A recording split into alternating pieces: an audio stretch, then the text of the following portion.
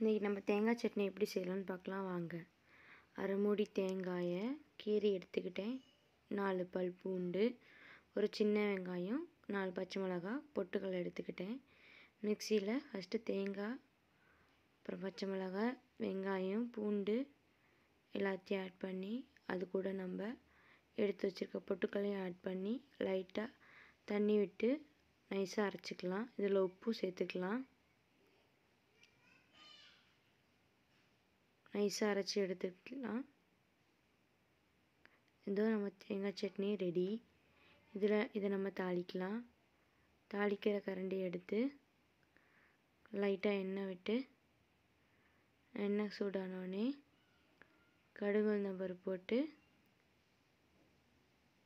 நல்லா பொரிஞ்சு வந்த உடனே கருவேப்பிலை போட்டு தாளித்து அதை நம்ம அரைச்சி வச்சுருக்க தேங்காய் சட்னியில் ஆட் பண்ணிக்கலாம். இதோ நம்ம சுவையான தேங்காய் சட்னி ரெடி.